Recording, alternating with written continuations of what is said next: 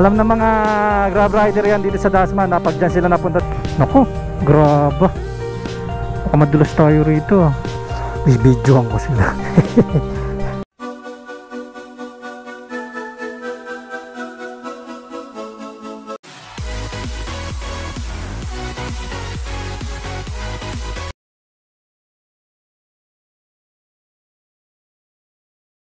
Good morning mga kabiwan moto. Welcome na naman po sa ating panibagong vlog. For today's vlog is pag-uusapan natin regarding dun sa schedule ni Grab, dun sa driver ship niya. Bago ang lahat mga kabiwan moto, itong issue na to ay hindi ko pa naman talaga nasusubukan. Lahat ng sasabihin ko dito is regarding lang dun sa mga nakuha kong impormasyon, and regarding lang din dun sa pagkakaintindi ko dun sa binigay ni Grab na notification sa akin, at dun sa mga co-riders ko na makausap. Pero bago ang lahat mga kabiwan moto, on the way muna tayo sa ating first delivery of the day. Actually, batch order siya, pero isa lang naman yung merchant, same merchant lang po. Kasi last week, naging issue yung drivership o dun sa schedule ni Grab regarding dun sa pagkuha ng mga schedule niya. Marami nagsasabi na hindi siya maganda, marami nagsasabi maganda naman daw siya, and yung iba nagsasabi na kapares na daw nung isang food deliveries yung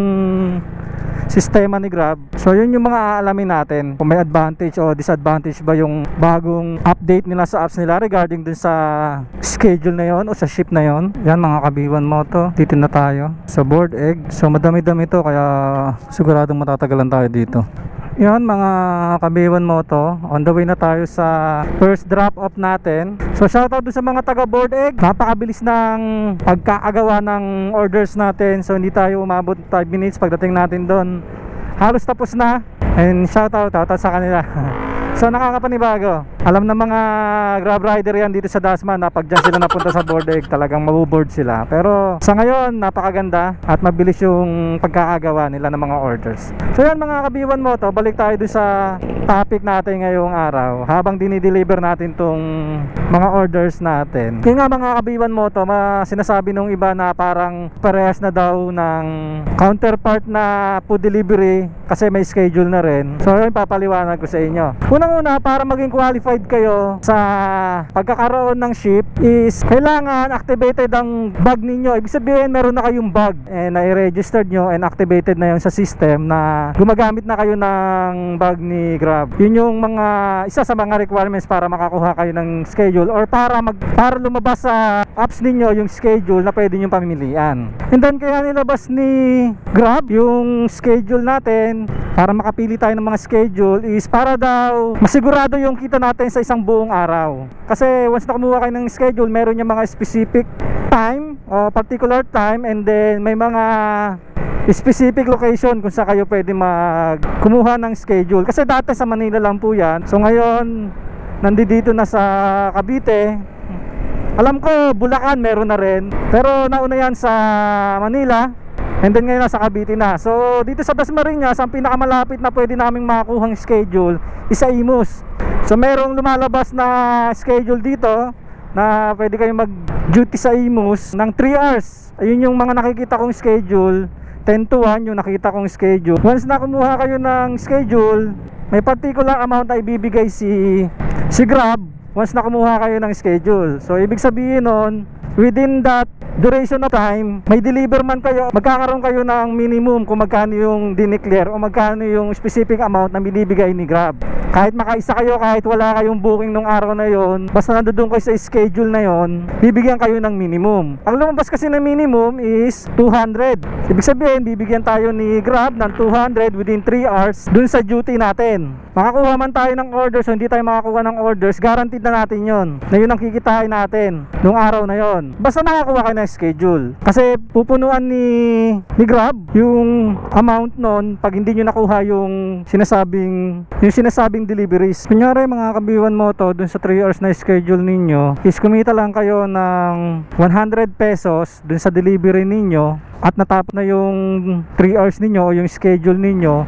So So kung magkano man yung kulang nun, kunyari 100 ang kulang nun, bali pupunuan na ni Grab yun, yung natitira nun, basta kumuha kayo ng schedule. And then after ng schedule ninyo, pwede pa rin kayo dumuti kahit na hindi kayo naka-schedule. Ang sinasabi nila na yung iba sinasabi na pagka ganon is hindi ka na makakakuha ng deliveries, pero after mong matapos yung schedule mo, makakakuha pa rin naman ng mga deliveries. Ang sinasabi lang nila is nagiging mas priority daw, kaya sinasabi nila maganda daw yung schedule kasi mas priority ka sa booking, kasi hindi naman daw papayag si Grab nang malugi siya, kaya ikaw ang priority sa mga bookings. Pero yung 200 na example na yon is minimum lang yon, so yun lang yung minimum na kikitain mo. Kung mas maraming booking na pumasok sa'yo, siyempre mas malaki yung kikitain mo.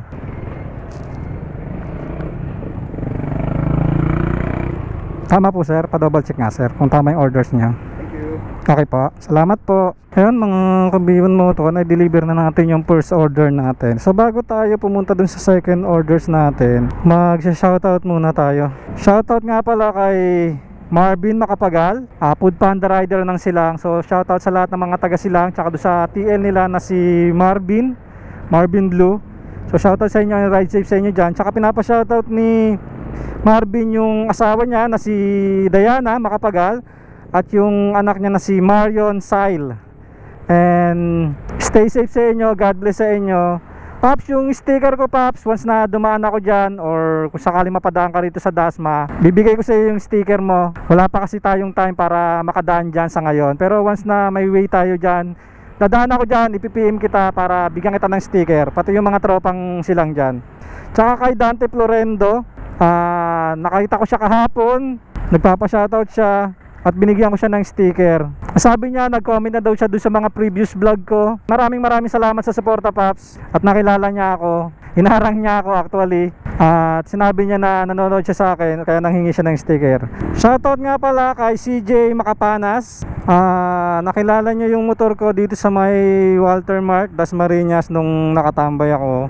And maraming salamat sa support. Maraming salamat sa panonood ng mga videos ko. Food Panda Rider din po siya na tumatambay dyan sa may Walter Mark. Maraming salamat Paps. So yun, ride safe sa inyo and God bless sa inyo lahat.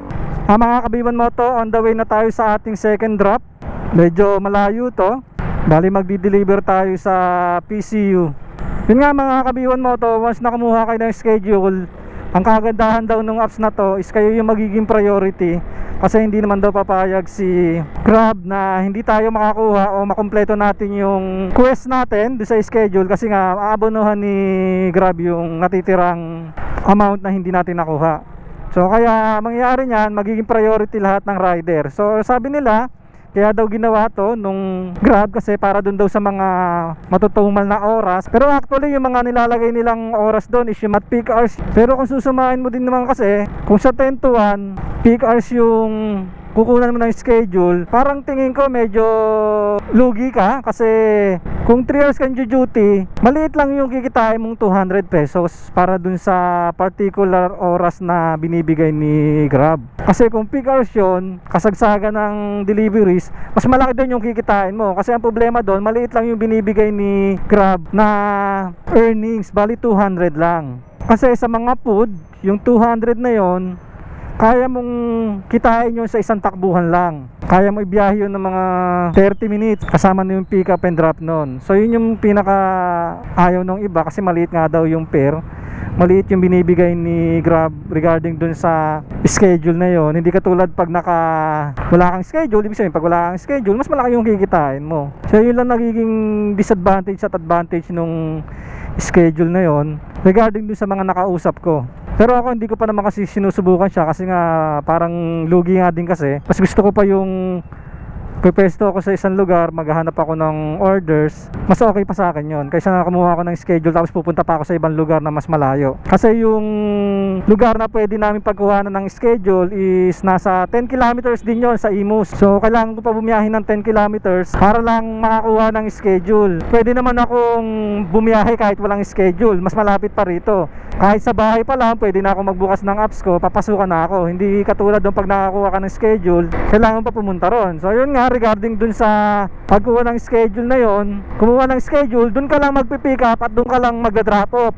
Hindi katulad dun sa sinasabi ng ibang rider na ang sabi nila pagka pumikap ka, particularly dun sa area o dun sa mismong Imus example, ang mangyayari daw, hindi mo alam kung saan i-drop. Pwede ka i-drop ng Maynila, pero dun sa notification o dun sa message na binigay ni Grab, ang sabi naman daw yun, kung saan zone ka kumuha ng schedule, dun din daw yung mga drop off mo, within that area lang naman daw.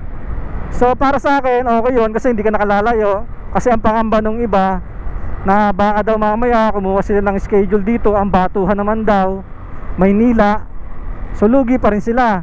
Isipin mo kung ganun yung mangyayari, kahit sabihin mong bayaran ni Grab yung kulang niya dun sa fare, kung magmamaynila ka, isang biyahe lang yung Maynila na yon, tapos pagbalik mo wala ka na makukuha pa uwi, napakalayo pa, lugi ka pa sa gasolina. So yun yung magiging disadvantage nun, if ever na ganun nga yung mangyayari. Pero niliwanag naman ni Grab dun sa message niya na kung saan yung drop off, ibig sabihin kung saan yung zone na inassign nila na area, dun ka magda-drop and dun ka pipick up. So yun, malinaw yun doon sa sinasabi nila na yun. Ayun mga kabiwan moto, nandito na tayo sa second drop natin dito sa PCU, Philippine Christian University. Dito yung second drop natin. Morning boss. Sir, sa accounting office po sa new building. Saan po kaya to sir? Paliwa sir, pera na sir. Sir, walang pangalan ko yun. Yung building sir dito, yung bago niya kaliwa. Yan yung may nilabasan nung kotse. Tapos dire-diretso lang po. Ako may bagong building ngayon. Okay, salamat sir. Ayan mga kabiwan moto, nandito na tayo sa compound ng PCU. So yun yung new building nila. Ay, may mga estudyante na pala rito. Ewan ko, nagpi-face to face na yata sila rito, pero hindi pa naman regular yung face to face. Ito yung new building nila. Hindi pa siya tapos gaano. Medyo hindi pa sementado. Naku, grabe. Madulas tayo rito. Langanin nga tayo rito. Dito na lang tayo. Sige, diretso natin dito. Hindi kasi pang graba tong motor ko eh. Oh. Oy. Uy, tumudulas ako. So dito na lang tayo. Dito natin hintayin si ma'am. Nulubog. Ayan, hindi pa siya totaling ayos. Mga kabiyon mo ito. Hello ma'am, sa Grab ma'am. Nandito na po ako sa may tapat ng new building po. Sige po, pasok po kayo. Papapasukin po kayo dyan. Okay ma'am. Salamat. Yun, mga kabiwan mo ito. Tinawagan natin yung customer. Pumasok daw ako. Eh di pumasok. Ayan, pasok tayo mga kabiwan mo ito. Bibidyoan ko sila. Morning po. Hindi pa ma'am. Wait lang pa. Double check ko lang. Bali 1143 po. Habunuhan nyo ba ma'am?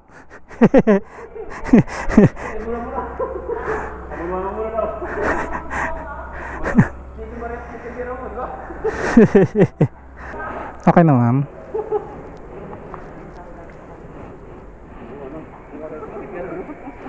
$1143. Salamat po. Ayun mga kabiwan mo to, na-deliver na natin. May cash na ulit tayo. So dadrop na natin to. Ayun, 750 na tira doon sa may top up natin. 151 yung tinakbo natin. Pwede na. Yan mga kabiwan mo to, na-deliver na natin ang ating second drop. So balikan natin yung topic natin. Doon nga pala sa mga kumukuha ng schedule, makikita nyo pala yung schedule doon sa mismong profile ninyo, doon sa may book planner. So lalabas naman yun doon. Once na meron na kayo noon, makikita nyo naman po agad yun doon, kasama ng mga settings yun. Tsaka doon pala sa mga kumukuha ng schedule, o doon sa mga kukuha pa lang ng schedule, merong inilabas na guidelines regarding sa pagkuha ng schedule. Once na nakakuha kayo ng schedule at nandoon na kayo sa zone ninyo, merong binigay na reminder si Grab kung saan kayo pwede pumesto. So ibig sabihin, pag nakakuha kayo ng schedule, hindi po pwede na pupunta kayo sa mga dead spot o dun sa mga walang internet connection. Ibig sabihin, kailangan nyo pumunta dun sa mga lugar kung saan yung malalakas ang booking, sa mga establishment. Kumbaga, ang sinasabi ni Grab doon, bawal kayo magbulakbol. Hindi kayo pwede pumunta sa mga dead spot, lugar na walang booking, dun sa mga liblib na lugar, dun sa mga alam nyong na hindi kayo pwede pasukan ng bookings. Yun yung sinasabi ni Grab doon. Kasi para maiwasan yung kukuha kayo ng schedule pero hindi naman kayo nabiyahe.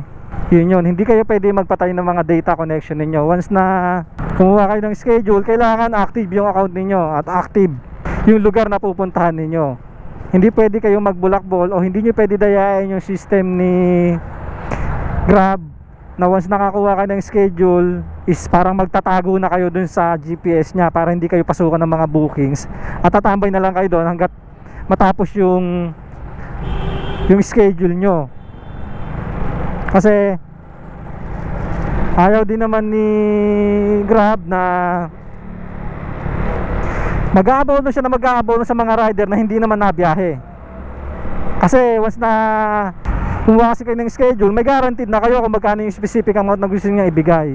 Yun kasi yun. So kumbaga para hindi o para maiwasan yung mga pandaraya. Kasi once na ginawa po ninyo yun, mga kabiwan moto, ang mangyayari is pwede kayong masuspende kung paulit-ulit yung ginagawa o during duty ninyo na nakita ng system na hindi kayo gumagalaw o hindi kayo kumukuha ng booking, pawala kayo dun sa mga mismong malalakas na merchant at nalalaman ni Grab na parang nagtatago lang kayo. So magbibigay siya ng notification o warning para i-aware kayo na hindi kayo pwede pumesto sa kung saan man kayo nakapwesto. So tinuturing ni Grab na fraud yun. Kaya kailangan maging aware kayo regarding sa pagkuha ng schedule, and dapat hindi nyo gawin yun. Kasi masasacrifice nyo yung account ninyo doon. Kasi ganun din naman, sayang din naman yung takbo ninyo kung sakaling ganun ang gagawin ninyo. Malay nyo, mas malakas yung makuha ninyo, mas marami kayong makuha, so mas malaki naman din yung kikitain ninyo. So mga kabiwan mo to, iwasan ninyo yun, yung mga ganung bagay. Wag nyo pong gagawin yun dahil po mahigpit po ang apps ni Grab regarding dyan sa mga fraud na yan. Sa pagkuha natin ng schedule kay Grab, ina-assure naman ni Grab na sigurado yung kikitain natin. Once na kumuha tayo ng schedule sa kanya. Pero syempre mga advantage and disadvantage yun. Pero sa ngayon hindi ko pa nakikita yun kasi hindi ko pa naman siya sinusubukan. Pero sigurado ako na kumuha kayo ng schedule, meron kayong assurance na kikitain. Yun yung mismong sinasabi ni Grab doon sa message niya. Ang problema lang doon, maliit nga lang talaga yung kikitain mo. Kasi malilimit yung kita mo dun sa schedule na yon. Yun mga kabiwan mo to, balik muna tayo dito sa may tambayan natin dito sa Walter.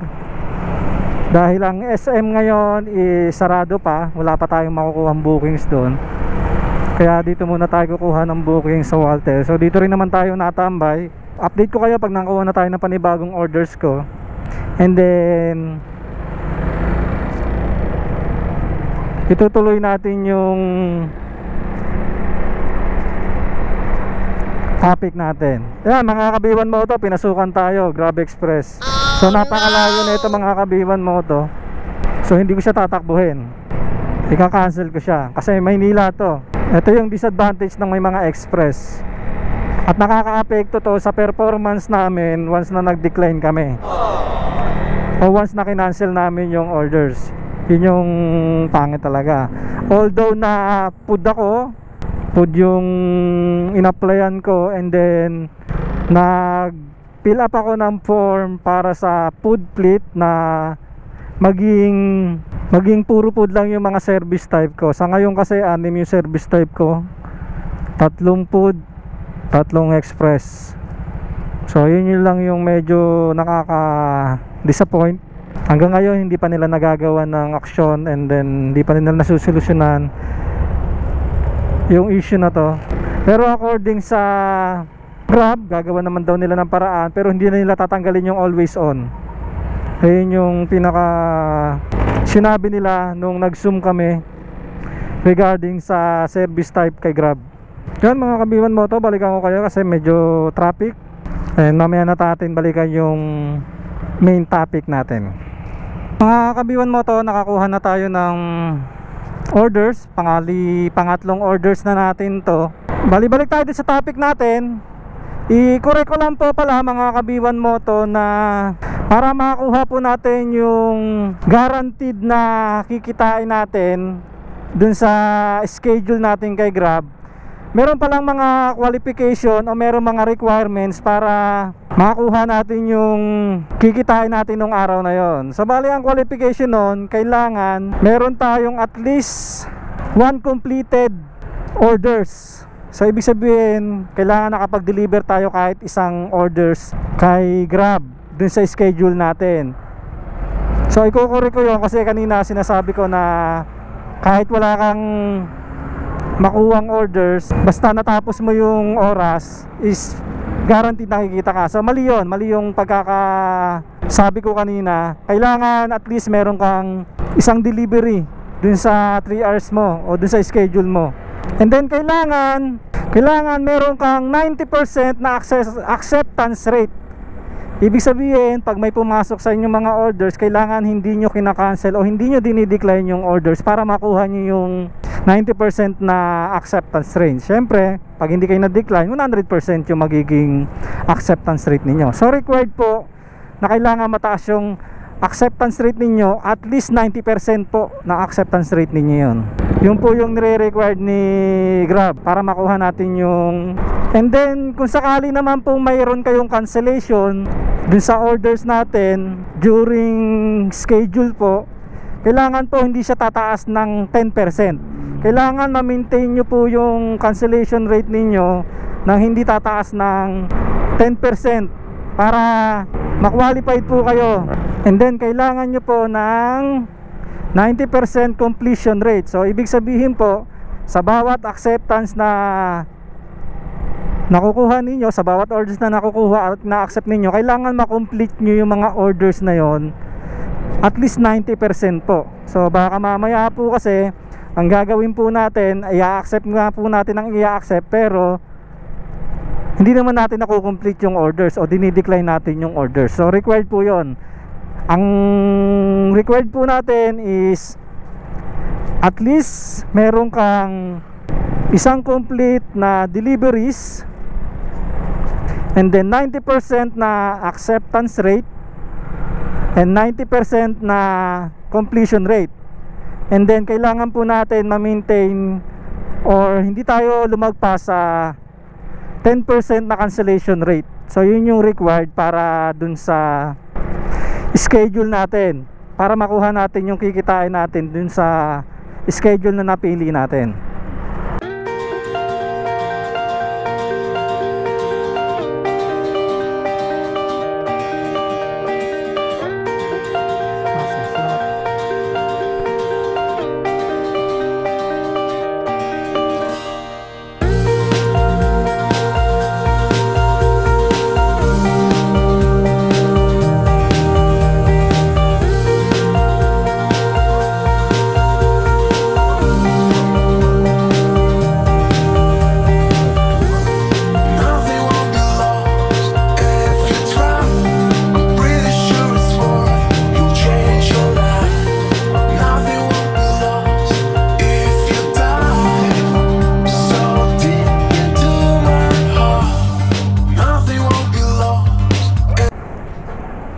Yan mga kabiwan moto, nakakuha tayo ng pabili.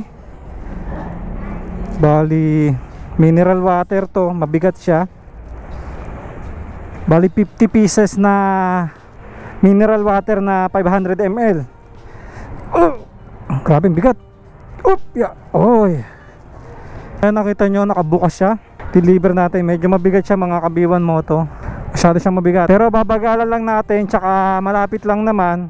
Pero kung malayo to, ika-cancel ko to. Ay mga kabiwan moto, nararamdaman ko yung bigat nung items. Pumapaling talaga siya. Trip mo yan, ayaw niya bumaba.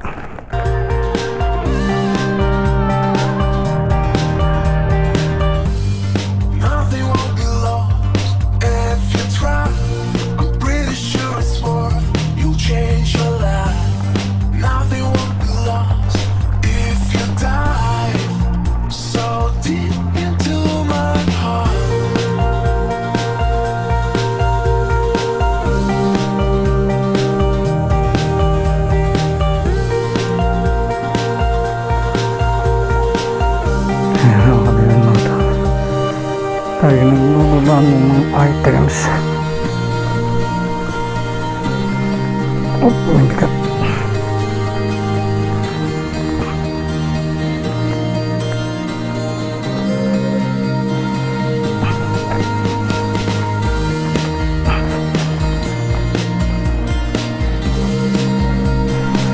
Ayan, mga kabiwan moto. Yun, bali mga kabiwan moto, yung sa schedule natin kay Grab is optional naman siya. So ibig sabihin, pwede namang hindi kayo kumuha, pwede ding kumuha kayo. Nasa sa inyo po yun, kayo pa rin po magdidesisyon doon. Pero hindi po totoo yung sinasabi ng ibang rider na pag kumuha kayo ng schedule, hindi na kayo makakabiyahe after noon. Makakabiyahe pa rin po kayo. Kumbaga yun lang yung kuha ng schedule para may assurance. Ibig sabihin may guaranteed kayo nakikitain kay Grab pag kumuha kayo ng schedule ninyo. At hindi rin po totoo yung sinasabi ng ibang rider na kaparehas na po dun sa Food Panda na hindi ka makakabiyahe hanggat hindi ka kumukuha ng schedule. So malayong malayo po siya ron. Hindi siya ganon, hindi ganon. Kasi kay Food Panda kasi hindi ka makakabiyahe hanggat wala kang schedule. Kala po kasi nung ibang rider natin na ganun yung sistema ni Grab sa pagkuha ng schedule. So hindi po ganun, malayong malayo po yung ano nila ron. Makakakuha pa rin po kayo ng, kahit hindi po kayo kumuha ng schedule, makakabiyahe pa rin po kayo, papasukan pa rin po kayo. Ganun pa rin po yung sistema. Anytime na gusto nyo magbukas ng apps nyo, magsara ng apps nyo, pwedeng pwede po. Kumbaga dinagdag lang ni Grab yung schedule na yon para dun sa mga gusto lang naman kumuha ng schedule, para dun sa guaranteed nakikitain nila. Pero kung ayaw nyo naman po kumuha, hindi naman po kayo pinipilit, wala pong pilitan yon. So yun lang naman yung nadagdag, yung shift nya, yung schedule nya. Bukod doon wala naman ibang nadagdag na. Yun mga kabiwan moto, siguro hanggang dito na lang. Sana nagustuhan ninyo at naging informative sa inyo ang vlog natin ngayong araw. Sana ay patuloy nyo po akong suportahan sa mga susunod ko pang mga vlogs. At maraming salamat po sa inyong suporta. Always remember mga kabiwan moto, pray before you ride. Ride safe. God bless. B1 Moto out. Bye bye.